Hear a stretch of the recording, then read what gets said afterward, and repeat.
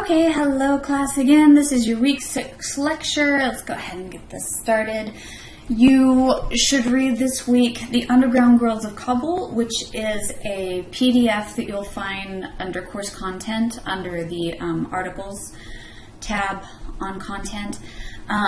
This is about a particular practice that has been very underdocumented in Pashtun society. Pashtun is the predominant ethnic group in Afghanistan. And this is a particular phenomenon that the author of The Underground Girls of Kabul, Jenny Nordberg, found out about. So we're going to talk about this. We're going to talk about this in the context of social inequality, particularly as it relates to gender throughout the world. This conversation will continue after your midterm because we are then going to read about a gender egalitarian tribe called the Batak. So here is the map where you would find Afghanistan. There's Kabul, which is of course the capital, and then Kandahar is the next largest city, and you can see the surrounding countries there. It is landlocked. It is smack in the middle of the Middle East, so bordered by Iran, bordered by Pakistan. And the religious practice is predominantly Muslim. Far and away, the majority are Muslim. About 80% of the Muslims are Sunni, and 19% are Shia. The final 1% of the population includes various other faiths, such as Baha'i, a few Christians, and, as far as we know, one remaining Bukharan Jewish man. All of the other members of the Jewish community fled when the Soviets invaded in 1979.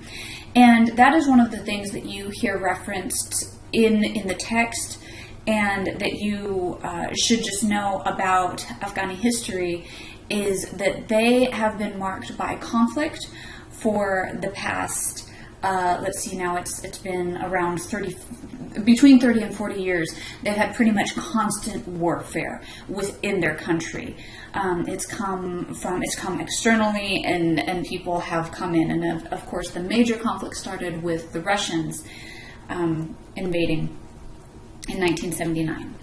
Now, their economy currently is relying mostly on foreign aid, and that has to do with the U.S. invasion of Afghanistan, and now the people just the civilians who live in the country, because the whole political system, because the economy that existed before was completely upturned, they have to rely on United States foreign aid. The secondary contributor to their GDP is actually agriculture. So they are primarily an agricultural society. They have an industrialized city, of course, in Kabul, but 80% of Afghanis are employed by the agricultural industry. And Kabul is fairly typical of industrialized city, but the economy is tanking with the withdrawal of international investments. So as people are trying to move away from the warfare and from the different efforts that have gone on to develop Afghanistan, they're withdrawing their aid donations. The primary language is, or the two primary languages, are Dari, which is a dialect of Persian. The primary language is Pashto, which is the one spoken by the Pashtun tribe, which is the group we're talking about. You also find Pashto in Pakistan. As far as social control goes, there is a concept called morality police, which you may have heard of before, which is an informal, which is, again, we're talking about social control. These are the informal systems that reinforce behavior. And they especially enforce the father's right to rule in the family. This is an extremely patriarchal society. And they also enforce rules of modesty, policing the female body particularly, and reinforcing things that make the concept of bachaposh necessary to these families. You see kind of subsumed within the social control, you see the social inequalities, which are inequality of gender, inequality of wealth, inequality of religion, and of course the situation that is specifically addressed by this book, The Underground Girls of Kabul, which is that families that don't have sons are of a lower social status. They have fewer financial opportunities, they have fewer educational opportunities, they have fewer political opportunities. There's even a particular female politician highlighted in this work. And in order to run for office, in order to be a legitimate Pashtun mother, woman, really, she had to have a son. It was socially necessary to her to have a son. Well, what happens when you don't have sons? Take one of your daughters and you turn them into a son. And that is what happened in the events that are told about in your text. As far as the political organization, it is an Islamic republic headed by a president. Here's your current president is Muhammad Ashraf Ghani. The social organization, as we've mentioned, is that it's patriarchal. It is also highly religious. So, and the two reinforce each other. So you have patriarchy, and then you have patriarchy that is justified religion, and you have religion that is justified by patriarchy. They're working together. The different religious sects may be dominant in the culture and may make the political decisions. The social organization is also very, very centered on the family and on kinship ties. Even to the point where people will marry cousins. So it's very endogamous. There is marriage within the family. When there is a birth, there is a custom called zareh, which is spreading the joyful news that there's a male baby that's been born. There's a community-wide celebration. There's usually gifts given to the family, typically money. And the birth of a female baby can be more or less overlooked. It depends on the family. Some families also see a baby girl as a gift and celebrate that equally. But the community may not offer them gifts. They may be, oh, congratulations, that's wonderful that you have a baby girl, but it's not a community-wide party in the same way, and it's not met with the same kind of enthusiasm. So you can see when this is reinforced for a woman who's giving birth and who knows that it is socially incumbent upon her to give birth to sons, you can see where there comes this desperation when you have only girls to meet the qualifications that society has put on you to be a good woman, especially a good Muslim woman and a good Pashtun woman. So it's part of the identity to give birth to sons. The way that marriage works in Pashtun society is it's arranged by the parents. And as I mentioned before, Pashtuns are endogamous. They marry within the tribe. In other words, that's what endogamous means. They may marry first cousins. If they don't marry first cousins, they're at least marrying within a Pashtun community. In some parts of Afghanistan, there's the custom of nawika, in which the community might marry the couple against the will of their parents. If the uncles want a different arrangement than the parents want, they may just override the decision of the parents, and that can be done because the family unit is so cohesive and every part of it can influence what other members of the family are doing. So parents do normally arrange marriage, but that can be overridden because the social organization relies on the entire family for making decisions. A bride price is paid to the bride's parents. It's usually small, as most Pashtuns are poor. But this is a way of essentially paying for the exchange of the bride for money. In other words, for her labor and for the role that she will play in your family. So the term bachaposh, the literal translation of it is dressed as a boy. And this is a common social phenomenon to the point where almost everybody that the author talked to kind of knows about it, knows that it happens, but it's kept secret by most families. It's not only illegal, but many parts of society frown on it, and that's where you have this kind of bizarre duality that the author does try to explore, and I'm not sure I fully understand. It's both stigmatized and accepted as a necessity.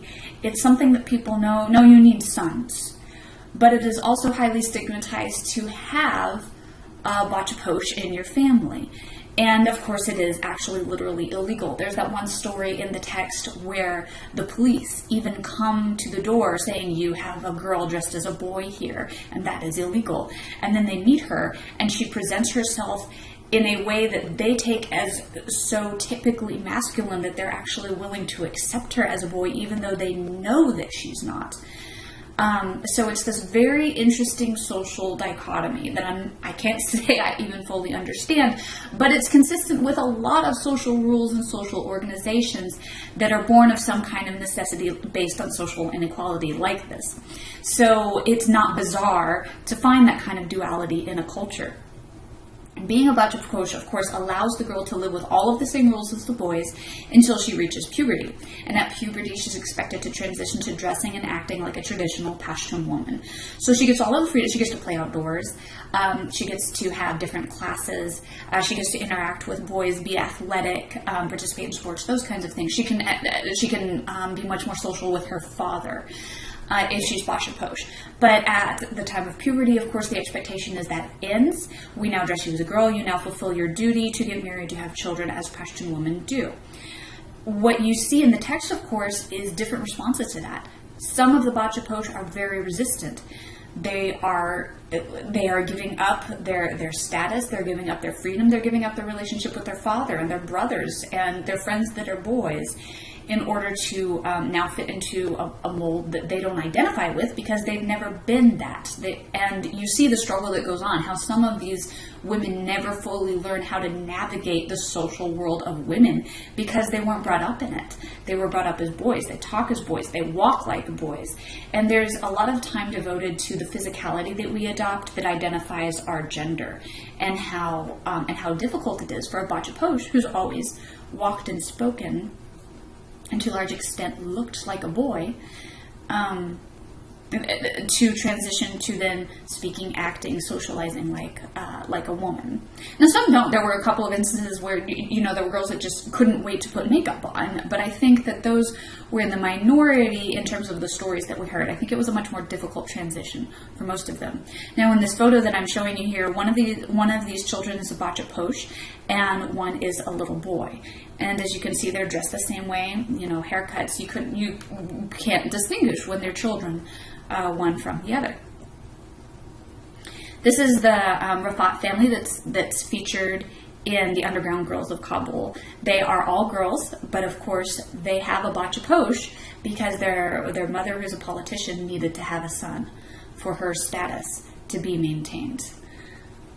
Okay, now I want to actually talk about the broader concepts of matriarchal, patriarchal, and egalitarian societies, and we're going to show you a video that contrasts with the patriarchal society.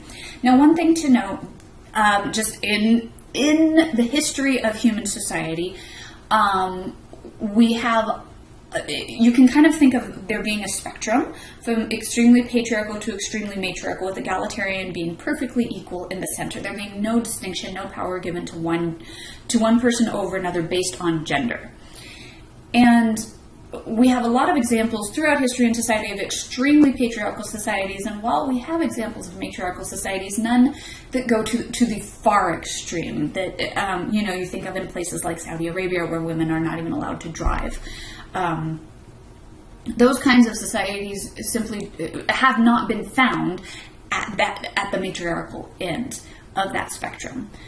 Now, an egalitarian society is one, as I said, in which genders are considered equal, neither male or female, holding social or political control. Now, a male or female might hold social or political control, but it will not be because they are either male or female. It will be based on other characteristics. Feminism is a word that you probably already have feelings about, and I understand where a lot of those feelings probably came from. But in its pure definition, I want us to understand that it is a social movement which seeks to raise women to the same level as men in society. Anytime there is a movement which attempts to bring an oppressed or an underrepresented group up to equal standing, there is usually a lot of propaganda that then tries to present that movement as overthrowing the social order, as trying to reverse the social order, trying to just start a different kind of inequality. You've probably heard the term feminazi, so it's like, okay, so let's take this word feminism and then pair it with the worst possible thing you can think of. And it's a very effective way of portraying this idea of the violent, militant woman who wants to overthrow the patriarchy. In reality, feminism is seeking to equalize the playing field in the power structure, not to actually put women in a position of power above men because they are women. That's not actually what feminism is by definition. Another word that we use and don't know the precise definition of frequently is polygamy.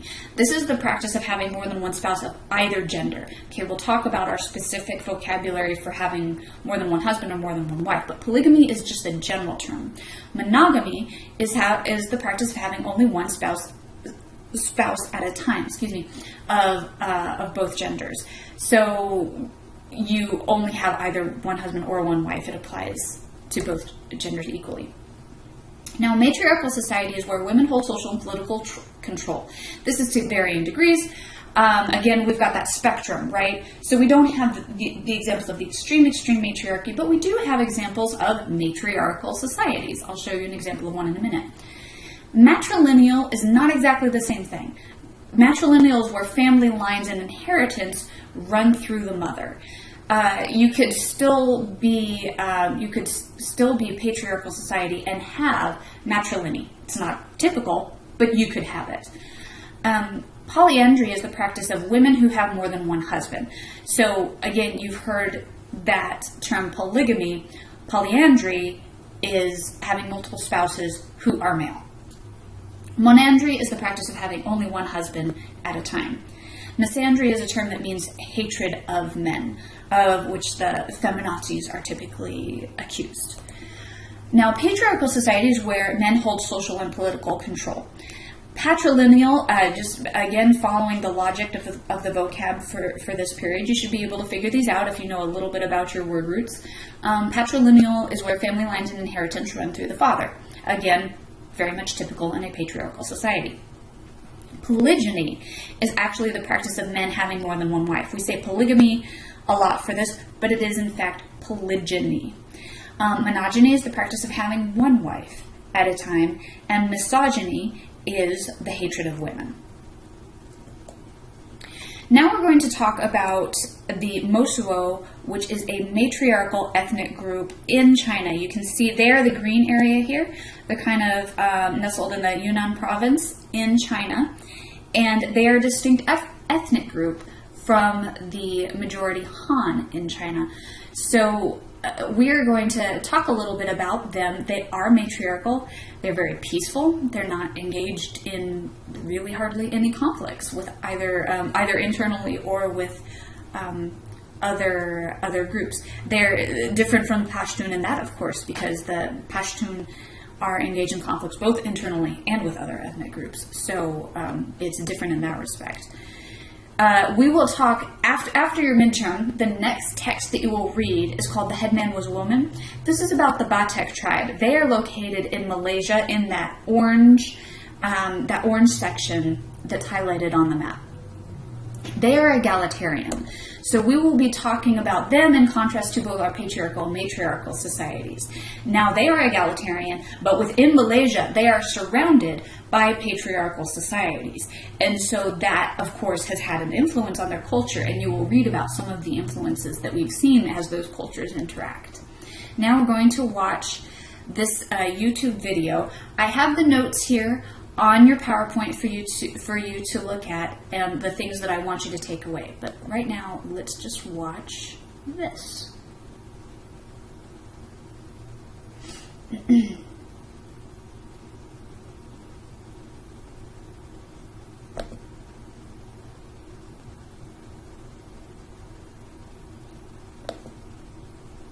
No, come on. Wait.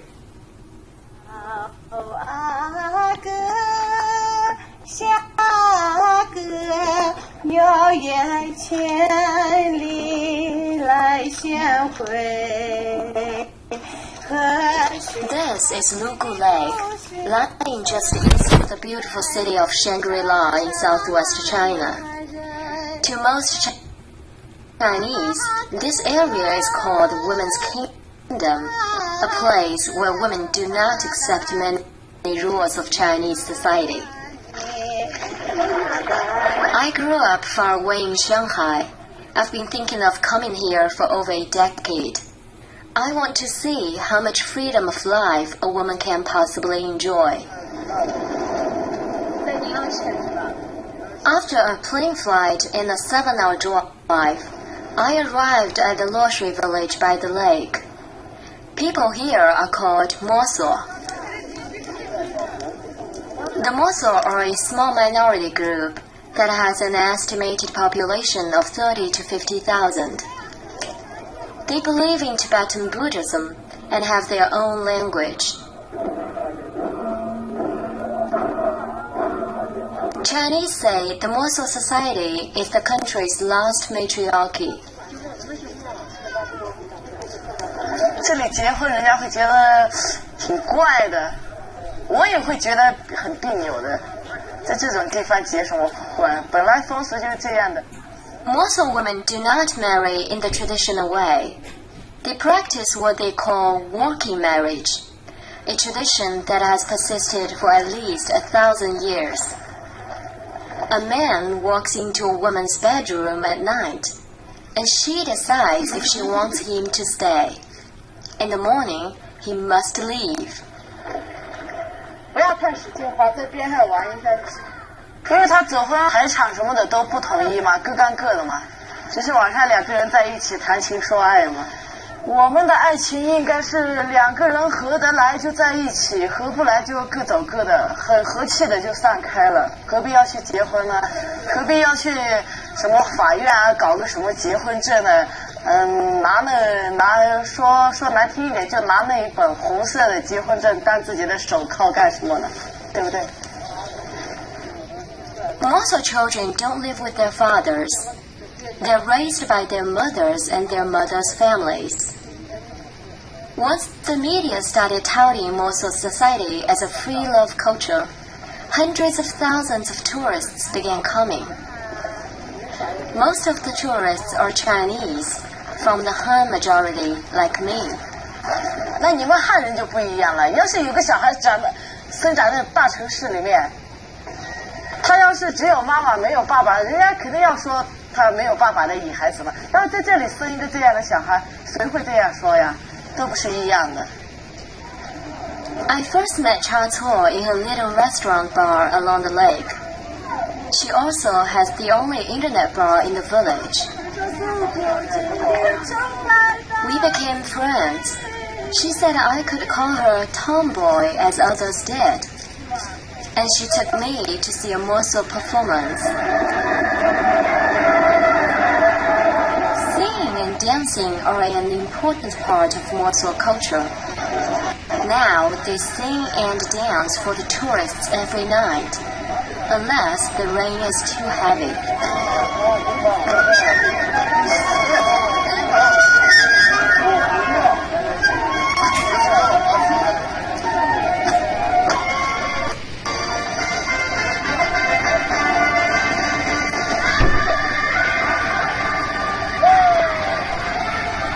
But what attracts the tourists most are the exotic possibilities of free love. 最多的问题肯定是，你走婚了没有？走了几个？晚上我要跟你走婚。我最讨厌的就一张口就是能不能走婚呀？晚上我们可不可以去走婚呀？好像很自以为是那种。每次我都是说，你觉得你那么有魅力呀？你有那个本事吗？他们就不说话了。哈哈。Cha Tuo says Moso women can have as many sexual relationships as they want. But some tourists insist on taking advantage of their traditions. 走婚要有感情的，最起码你要认识。然后他就说没关系，他可以付钱。他说要多少钱，然后当时我很生气，然后就马上就打了他2个耳光嘛。The women's kingdom also attracts women tourists who are interested in the available men. 摩梭的小伙子很亮很帅，他们会骑马、摔跤、然后太阳晒得黑黑的，非常的强壮，非常的那个勇猛壮。This is Zhang's second visit here in a few months. She says 8 Mosul men have fallen in love with her. 我们汉族人表达爱情的话会有很多麻烦，他不会像摩梭人哇很奔放，我喜欢你，我会喝酒，我会跳舞，然后喝酒跳舞以后我又有情绪，我就表达我喜欢你，我要跟你走婚，我喜欢，非常的直接。Today, each of the 70 families in the Loshe village owns at least a hotel or restaurant. They entertain the tourists together and split the money equally. Since tourism began here in the early 90s, Loshe has become the wealthiest Mosul village.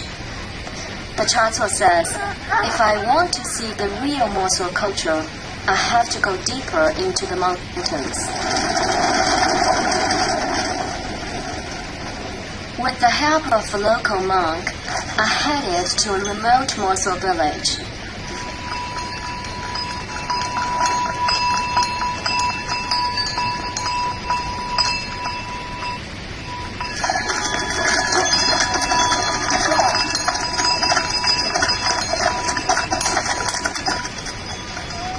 Seven hours on horseback, up and down the hills. Only the locals know these roads.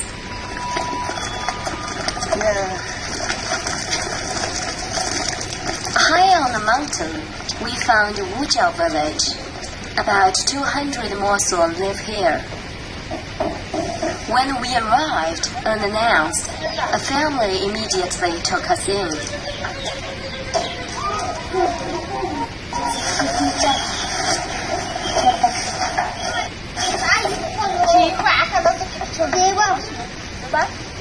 In Wujiao, everyone works for the common good. Families choose the most capable women to run the household. Men help with the farm work.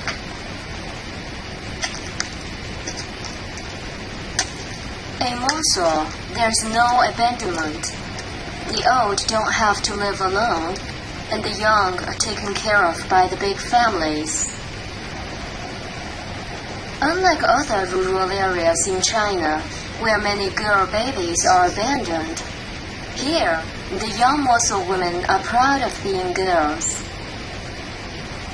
最后女孩子，什么都是做得来就好嘛。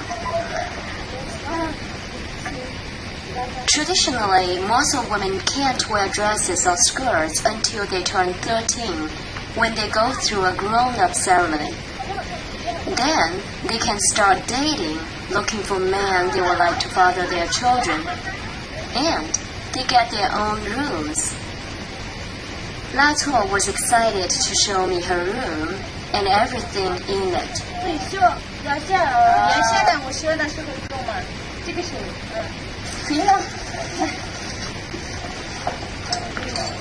这些都是家里面给你的，妈妈给你的呀，妈妈的。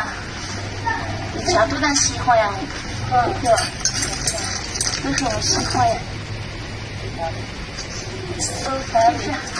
I've never had that many rings on my fingers. Lato says she loves to put on rings, but she will never wear a wedding ring. 机会还不换嘛，对不起。吹吹闹闹的一天露不去露出来嘛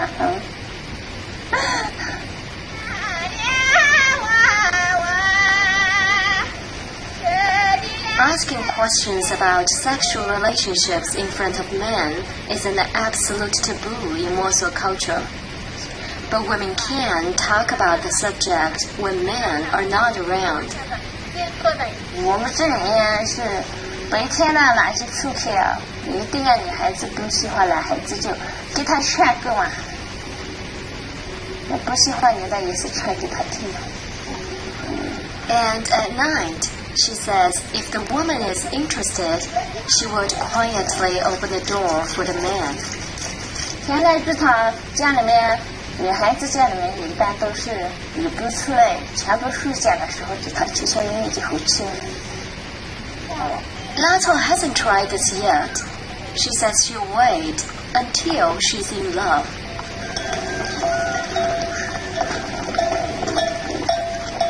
On this plateau, Lato and her uncles herd yaks for the family.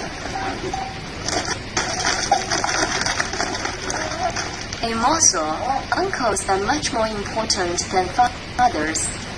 Lato says she grew up with at least 8 uncles. 我当叔叔叔爸爸就好嘛，家里面一起住在的时候，奶奶那些全部在看嘛，嘛他的妈妈一定出去了，对吧？一定要他叔叔呀、奶奶呀，那些去一定要看他们。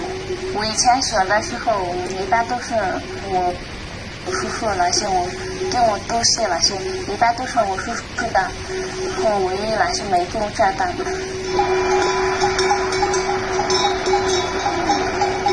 In the past, Mosul men took long caravan trips over muddy roads filled with bleachers. Now, there are paved roads, the trips are shorter, and men spend more time at home. Lusu Jatuo, like most Mosul men, stays with his own family, taking care of his sister's children. 怎么情况？我们都是我们姥姥他们照顾我们，就是他孩子啊，反正就去照顾他。我都是随便的衣服啊，穿的随便的一点点就去。我送到那人就很豪爽，到处都可以玩。The women work harder. Whenever there is a spare moment, they start weaving to make extra money. They can spend months on one blanket.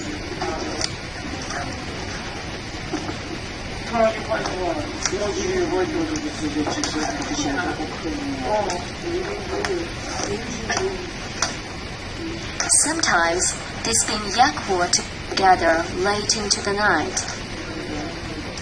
这些儿子们，我就是什么东没有事儿子们，是不是有什么不好意思啊？ The Mosul don't celebrate birthdays, but they do celebrate a good harvest. Villagers come together to enjoy themselves. That day, they told me they were so happy that they wanted to dance. They also had fun dressing me up.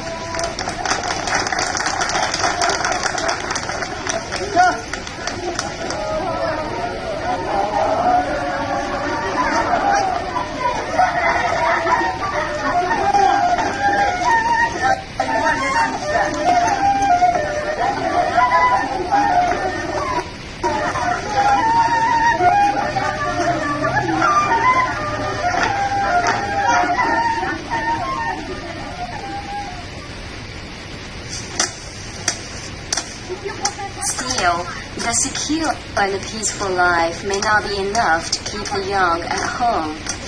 Some dream of leaving one day. 一定要母下读书变现，不读书是我不可以写了，一定要出去不希望我变现。唯美的女孩子比我漂亮的女人，就这样我也怕了，不好看，我一定素才好漂亮变现。但是你会回来吗？我先回来就回来了，不先回来就其他的地方就走下来。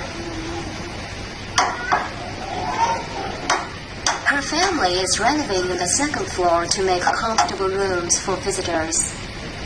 La Tuo says, soon enough, the village will have its first telephone line, a paved road, and tourists. 就是多一点你的人住我的家里面就有一点好玩嘛。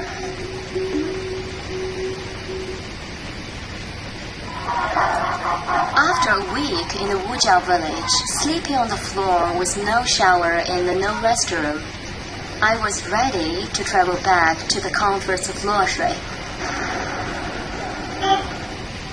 It was nice to check into this hotel owned by Shina's family. Shina is the only Mosul woman who has had a chance to study in the U.S. For me, the matriarchal family structure is the most unique. I have a family here and I got a lot of people who love me, so I'm not afraid of anything. It was Sheena's family that opened the first hotel for tourists in the village. But she says she's now worried about tourism.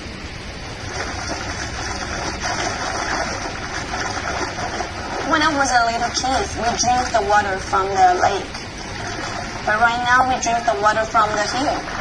I'm kind of like so sad this time because I feel like tourism is not in the healthy way right now. Because you can see the pollution is really, really terrible here. As a Muslim people and as a villager in this village, everybody has the responsibility to stop it. But nobody stand up to say no. And a lot of people just come here and in the name of Muslim, they're running kind of like brothel or those kind of things.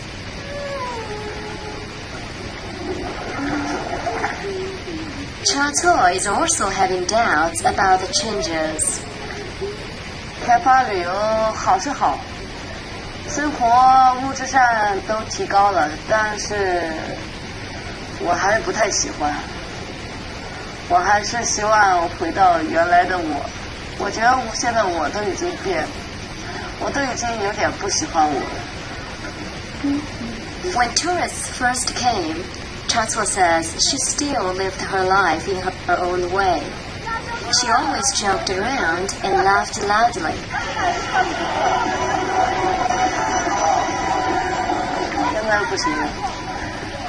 现在的游客他太小气了，要是两口子一起过来玩，我开句玩笑，那个女的就生气了，那个男的也很尴尬，都不行了。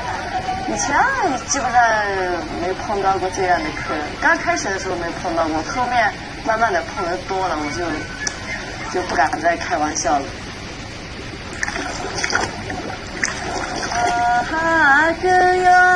5 years ago, Chato met Zhang Jun, a Han tourist at the lake. The two fell in love and they began living together. Chato insists they are not married, even though they have a little daughter. 我跟你在一起就是因为我喜欢你，但是在城市里你就不一样了，他要考虑你身份呐、你有没有钱呐、工作呀、将来的发展呐、前途啊，这些东西都会考虑的。But to the local villagers, such cross-cultural love was hard to imagine. Many thought the relationship wouldn't last long. Even Chato's mother couldn't accept Zhang Jun at first. 我记得第一次去他家里的时候，他妈妈曾经说过嘛，当时就看我一眼之后跟Chato说，他说天上的乌鸦，没有白的，地上的汉人没有好的。当时，我觉得挺灰心的。Zhang Jun also worked hard to persuade his parents, who lived 2,500 miles away in northern China. 就是这次回家探亲2个多月，都快把我给逼出毛病来了。一天躲在屋里大吼大叫的唱，在大街上想唱一首歌唱，我都受不了了，我就跟家人说我受不了了，我要在大街上唱歌了。他说别唱，要唱了人家还以为你有神经病呢。到最后没办法，我只有跑到自己屋里把门锁上，在里面唱。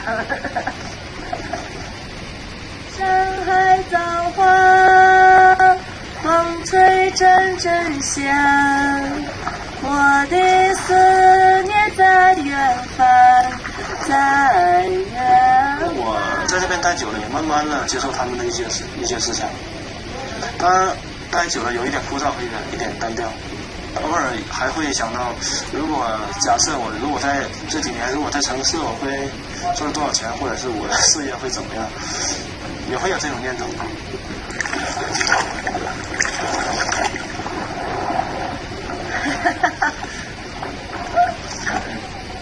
再见我的头发。我不会跟他结婚的，我不会跟他到大城市去的。要是张军离开我，我有可能受得了。要是将军让我离开这个大家庭的话，也有可能受不了。But choosing to stay presents other problems. 我现在可能是向往以前的生活，向往的时间太长了，所以感觉挺累的活的。我宁愿躲到山上吃一个土豆，然后放一群牛，我也不愿去接待太多的游客。I realized, even in the women's kingdom, freedom comes with painful choices.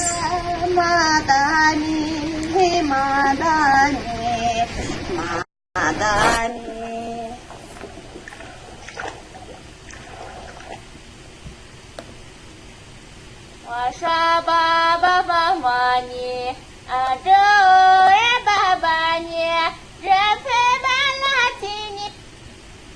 Sorry about my computer being so glitchy while that was going on. I don't know what's going on with my connection.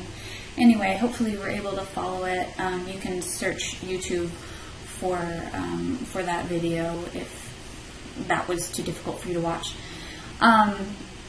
Some of the things I want to draw out is that, first of all, in this society, the male relationships are probably the most notably different. The most important male in a child's life is the uncle. The children, that should say live, not leave. Children live with their mother and her brothers, and their uncle plays the male leadership role in their life. Their father they may have very little to no relationship with, because unless the mother stays in a walking marriage with him for a very long time, he may not be present. The walking marriage that they reference, of course, is this flexible and easily entered and exited agreement that is based on the will of the individual at that moment. So very different from the Pashtun society's version of marriage, which is prescripted, which is arranged by the family. So there are a lot of these rules associated with it. The religion in this society is the Tibetan form of Buddhism. That's what they practice. Their economy is based, at this point, a lot on tourism, as you were seeing. That's both bringing in quite a bit of wealth, but also gradually changing their culture and changing their natural environment. And of course, if they're not working in tourism, then they're probably working in agriculture. You saw they had some domesticated animals as well as farms. They were spinning the yak wool. They keep herds of yaks that they have domesticated and use for profit. Now, the Han is the majority ethnicity of China, so Mosul is a minority ethnicity, and you kind of saw the interplay of that racial distinction in the relationship between the Mosul woman and the Han man, and how her family really did not approve of that, and he expressed, I think, a better life for himself because he found a woman who was not interested in his economic provisional powers or social status, but was rather interested in him as a person. But with that, he got someone that he could not be assured would stay with him forever. She will enter and leave this relationship as she feels in the moment. It is a free will and love-based arrangement. It is not a legal arrangement. It is not a strictly socially enforced arrangement. As you saw, they are peaceful and nonviolent. The only acts of violence are usually someone from outside of the community coming in and acting on them. There was some intimation, of course, of the sexual fetishization, that's a word, of the Mosul because of their unusual marital customs and because women play the dominant authority role in this society. And of course, anytime you have unusual gender roles, that for some reason has to be sexually fetishized by other societies. So there are people who are opening these brothels under the auspices of it being a Mosul tradition, and it's not at all. They're just trying to capitalize on the tourism and this fetish that people have. And so it brings in a cultural element that is not innate to the Mosul tribe. So they have to figure out how to navigate that and how to interact with people. And you see there's this tension of, do we become a closed culture because of this undesirable element that is coming by interaction, or do we stay open because we're actually getting a lot of wealth through the tourism? And of course you have the woman who is in love with, had a child with a Han man, so clearly benefiting from an open society. But this is the question that all of these isolated societies have to ask themselves, is weigh the cost and benefit of interacting with another society. That is your lecture for this week. The discussion is open, and there are 2 different topics in there, one based on the practice of bacha posh, what your perceptions of it were, if you understand the necessity for it, maybe if you see that there are problems with it or you see it as a positive thing. The other is on your understanding of marriage and how that manifests in different society. You can compare the Pashtun and the Mosul. If you'd like to do that, you can compare the American and the Mosul, or whatever you'd like to do. But I invite you to comment on either one of those and then reply to any one of your fellow students' comments. You don't have to do both. You can do either one, but I just put them both there as an option. This is one of those lectures that I kind of regret not doing face-to-face because it usually generates a lot of discussion. So just feel free to articulate those thoughts and put those thoughts as clearly as you can on D2L. And I want to remind everyone to be respectful again, to be open to new ideas, and to try and articulate your argument as clearly and logically as possible. And I will look forward to reading it and checking back in with you next week. Do want to remind you, by October 1st, please select your paper topic, and you can answer there's a survey question just asking which of them you want to do. You can click on that, or you can just email me directly. But I thought I'd try and make it easy for you by putting it as a survey on D2L. So that's about it.